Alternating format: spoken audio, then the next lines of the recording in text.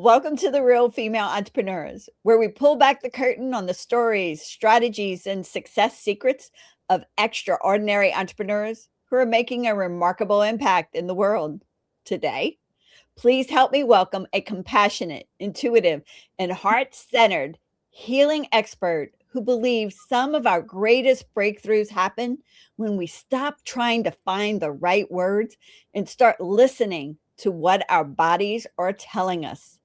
By blending creativity, movement, and therapeutic techniques, she helps children, teens, and adults, yes, those even like you, navigate life's challenges with greater confidence, resilience, and self compassion. Oh, my word, I need that self compassion for sure. So get ready for an inspiring conversation about healing, emotional wellness, anxiety, self expression, and discovering how movement can become a powerful pathway to transformation. Please join me in welcoming Angie Yemma, licensed creative arts therapist, board certified dance movement therapist, and founder of the Dance of Therapy. Welcome, Angie. What you do is so near and dear to my heart. Oh my God, love it. Oh, I'm so excited. I'm so excited. I cannot wait to deep dive into this. Anyone who knows me knows that I love dance. Even when I talk about balance, when I ask them about balance, I'm like, I call it a dance. I don't know what you call it. Yeah. So, what sparked this? You becoming the dance therapist that everybody wants. Mm. Yeah, I just believe in the power of moving your body, and I think that more people need to know that information. I think that in this time and age, like we, especially as adults, forget to move our bodies, or we only move bodies because it's like the goal to like get fit or or like look a certain way, but really moving your body is helping you process your feelings, move through your thoughts, and like really feel grounded and centered so you can be present and live joyously. Like I speak a lot about like finding the small pieces of joy in your life every day so that like you feel overall joy and being present. And that means moving your body so that you can be present. So yeah, that's kind of, yeah. Well, I just think everybody should be dancing and moving their body. I do too. I think everything I do is a dance. I think when we walk, it's a dance. I think Yeah. everything. Yeah. Yeah, and I think too, like some people think like movement, like I mean, I'm talking your body is constantly moving, like you're breathing, your blood, like your air, like everything's moving. I think about how you're in the womb, you're moving, and it's like one of the first things as you exit your mother, like moving your arms and your legs, like it's our first identification of like witnessing the world, being a part of the world, testing out the world. And I think that's where like sometimes we need to go back to in order to really recognize like what needs to change, how to change, and like feel better about ourselves. So did you come out of the womb going, I'm going to be a dance therapist? Did you already No, know that? no. I thought for a long time when I was a kid I was going to be a professional dancer because I danced since I was like 3. Mhm. And then I just realized like that world was not for me. I didn't like how competitive it was at the time when I was growing up. It was just, I think it's even more intense now. It is. Um, and I found out about psychology, and I just like was so curious about people's behaviors and choices and like why. I'm an only child, so like I'm always observing. It's like been something I've done all my life. I also was a person, like I'm always the person people reach out to when they need advice. And so it just felt really natural for me to study psychology. And then I found out about dance therapy, and it just combines everything together. And it just like was a beautiful marriage of everything I love and I'm interested in. So I'm going to bring up something that it's my philosophy that I believe most dancers inherently go to learning psychology for the simple reason when you dance and you even if you're a professional dancer and you're going to impact an audience, you need Mhm. to know who that audience is and dance to that audience, and it gives a different feel of the body when you do that. Yeah, The- without a doubt. I think definitely being more in touch with your emotions, better understanding your emotions and how to portray certain emotions to an audience to get them to Mhm, feel it certainly makes a lot of sense for me. And I mhm. think I remember watching So You Think You Can Dance for the first season and just being like, oh my God, they're doing it in real life. And people better understand what it means to be a dancer because like people were crying in the audience and like feeling feelings. And I was like, that's the power of movement, right? So that's what I want for you. I want you to feel that powerful and be able to like be in touch with your feelings in that way so you can express them, move through it, and process like life's challenges and move towards joy, essentially. And the energy aspect of it, it allows you to get rid of the negative energy and bring in the good, joyful energy that Yeah. exists. Mhm. Yeah, exactly. Yeah. And I think too, a lot of times we hold on to energy that's not ours, right? Like not everything is Mm. ours. So, and I think that's where the therapeutic aspect comes in is like identifying what's yours and what's someone else's and like knowing what you can and cannot control, I think is super important. Wow. Yeah. Wow. Yeah, okay, that was a big light bulb moment because sometimes I get really tired and it's not my energy, it's somebody else's energy, huh?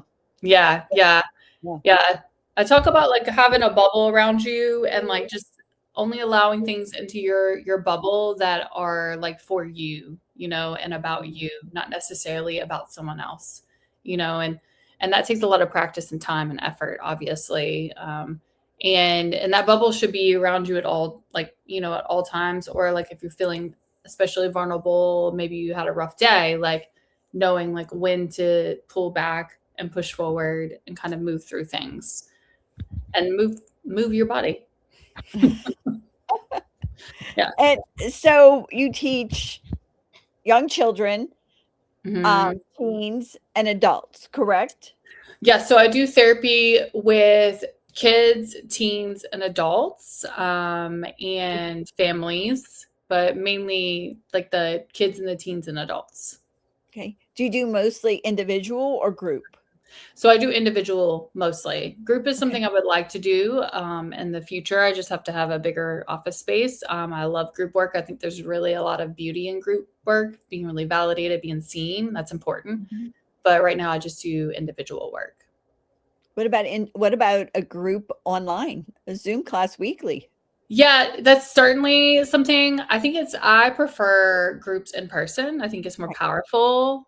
It is. And especially when you're doing movement work. Because a lot of what I do is also like mirroring each other, following each other so that you feel seen. You give yourself permission to take up space and be vulnerable. And I think that's better kind of experience in person.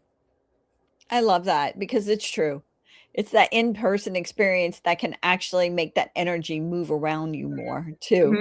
Yeah. and actually especially mirroring work. Yeah. Exactly. Alright, if you were to give a younger letter to yourself, Mhm. 18 years old, say, what would you tell her? Oh, I would tell her that there are hard times ahead, but there are bigger and better things ahead too. And that those hard times will allow you to really feel more grateful for what's coming and really acknowledge like the hard work it took to get to that point, knowing that you did all that. Wow, hold on during the turbulence. Yeah, definitely. With a death grip on the that's me. Yeah. Yeah. Alright. So, what about a game changer that maybe you did in your business that was maybe a decision, a habit, or strategy that shifted your business to become a business growth or success? Mhm.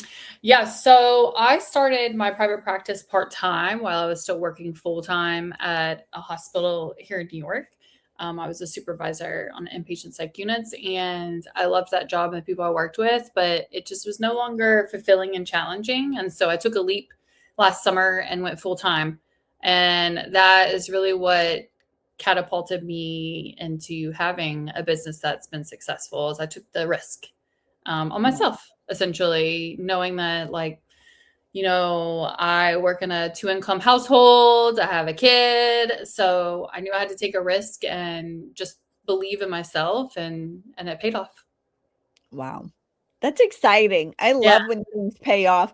And so I'm just gonna maneuver and ask something. Are you private pay? Do you take insurance? Explain your process if you don't Yeah, mind. that's a really great question.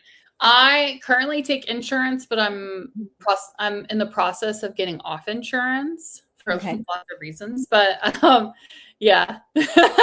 So currently I take insurance, but in future by the like 2027, I want to be private pay. Yeah. So you're gonna be more of a concierge service, which I love, which is such Yeah. Yeah. a way I'm of gonna life these focus days. Yeah, and I'm gonna focus more on teens and adults with perfectionism. So that's kind of where, yeah.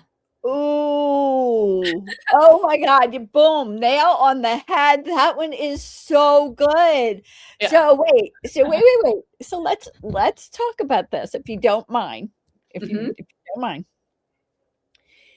Being dancers, Yeah. we know that we've always been taught to do something, we have to have it perfect. Yep. Yeah. Okay, and, you're going to actually teach us how to not be perfect Yeah. Allow for from mistakes. dance Mhm. therapy. That is so Yeah. amazing. Yeah, yeah. Yeah. I just feel it feels close to my heart in regards to Mhm, perfectionism, and I think that it's necessary. I think in order to really be able to accept yourself and really move through like knowing you can make mistakes, like moving is going to be a part of that. mhm. Yeah. Yeah, you have to make mistakes. So, I mean, Yep. even learning a dance, we know Yep. that you're gonna fall. I mean, Oh, if yeah. you do a leap, if you do 100 of them, you're gonna fall at some point, or you're gonna Yep. trip, or you're gonna do Yeah. something. You're gonna hurt an ankle potentially and have to wrap it and still dance with it wrapped. Yeah. Yeah. 100%. Yeah. Wow. All right. So let's talk no filter here. Mhm. So you jumped into entrepreneurship. All right. You were working. I get Yeah. it, but you still jumped in. Yeah. What is a myth that you wish that most entrepreneurs would kick to the curb because they're setting a mindset for other entrepreneurs who want to become other people who want to become entrepreneurs? What is a belief system that you wish would be kicked to the curb?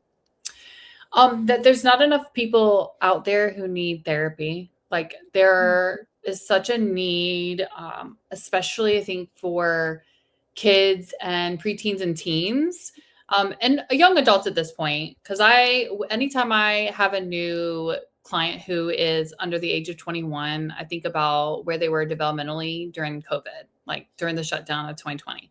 Yeah. And I think about what maybe they didn't get to experience, where developmentally they're behind because of that experience, and what that tells me about our work together. And so there's such a need. There's always people asking for a therapist for someone on multiple like Facebook referral groups I'm on or listservs.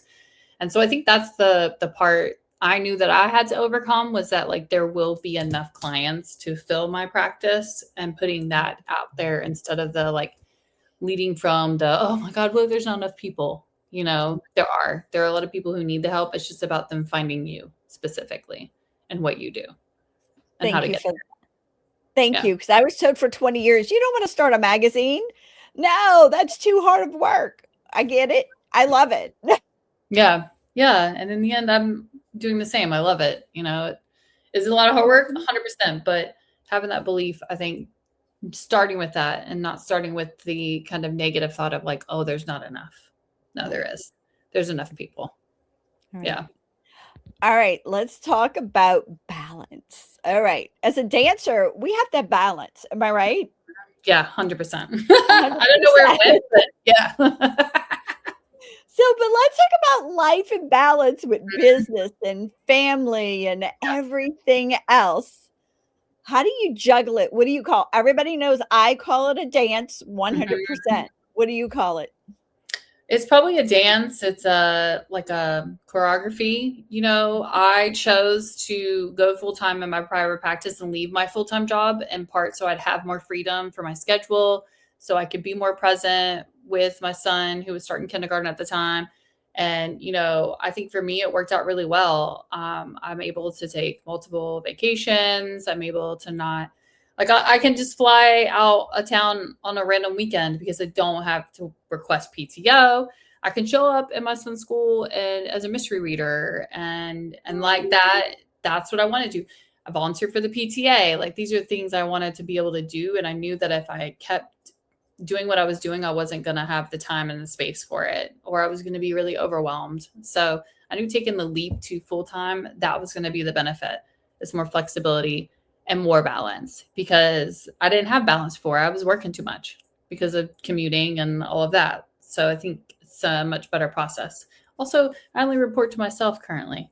So, like if something goes wrong, it's only my fault, Like I don't I'm not managing somebody else. I'm not doing any of that yet, So I think that that's also a part of the balance is it's just me, which has been really lovely.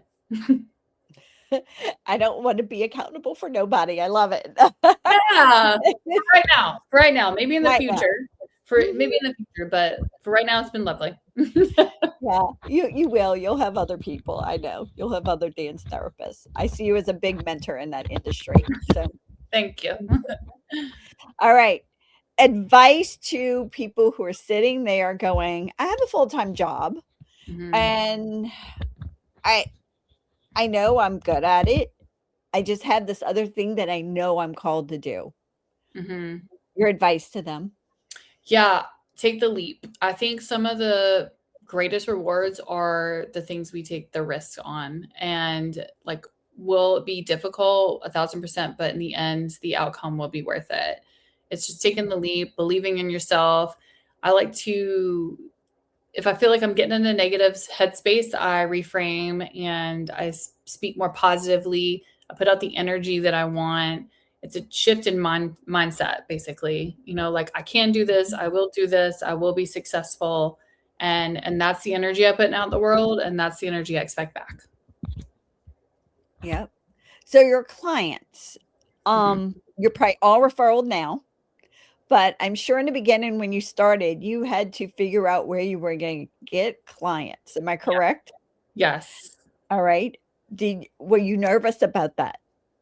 Oh, 1,000%. Yeah. I mean, I joined every Facebook referral group. I was on multiple listservs. I'm on Psychology Today. I'm on multiple moms groups. I would put my name down. Somebody was like, anybody know a therapist? I'm like, hi, it's me.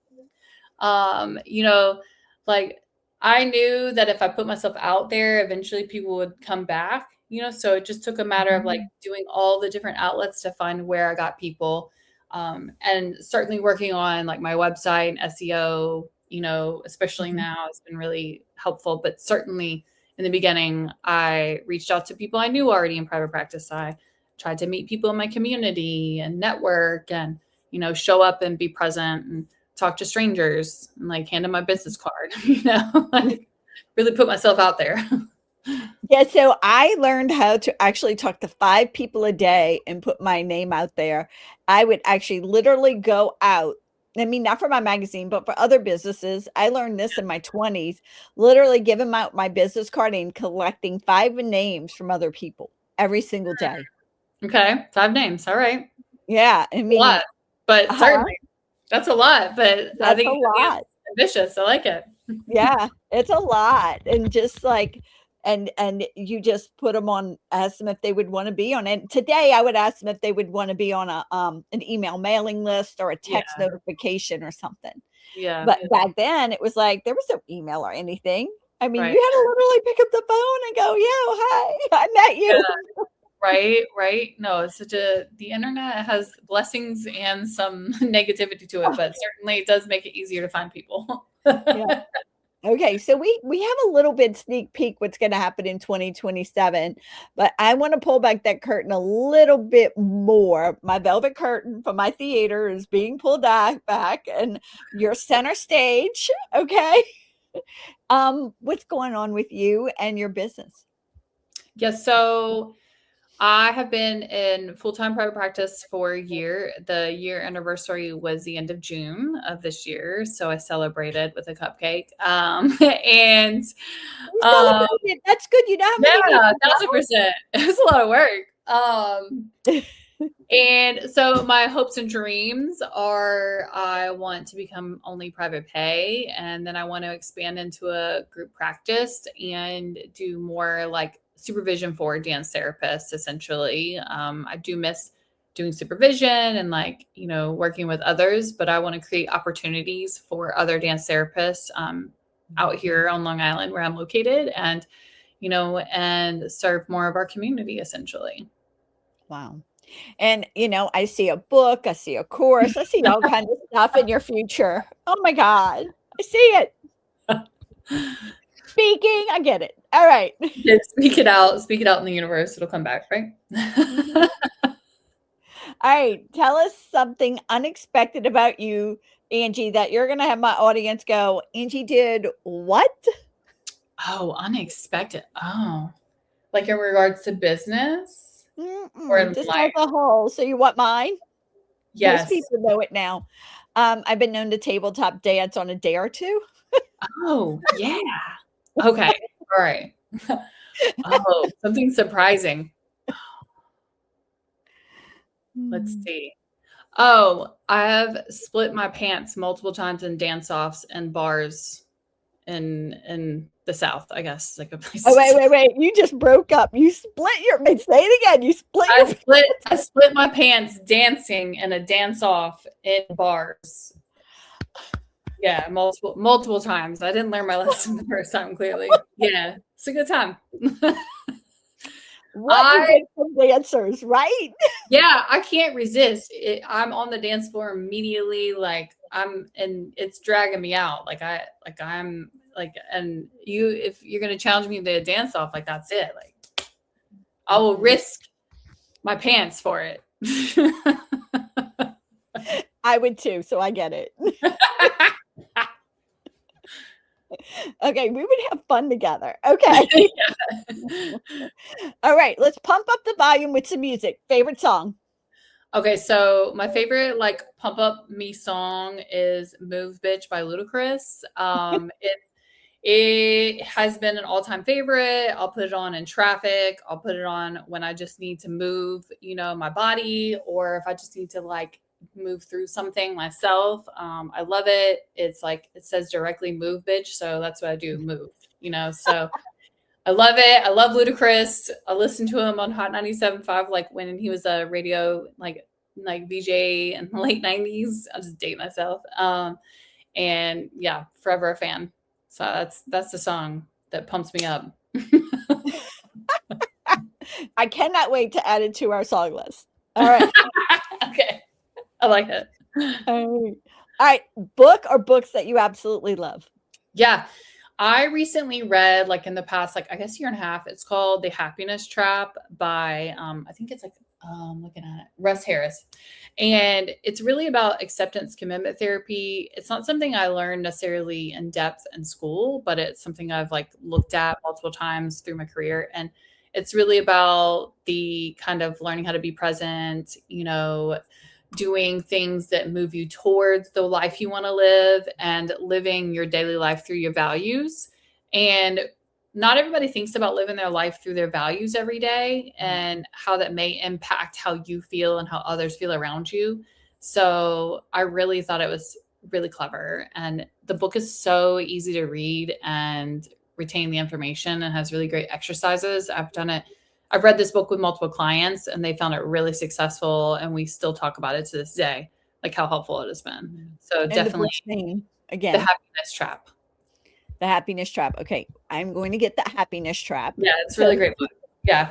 Yeah, it really makes like a psychology theory make sense in terms of like you don't have to know everything about a psychology theory. It just makes sense, which is really lovely. I think it's really well done.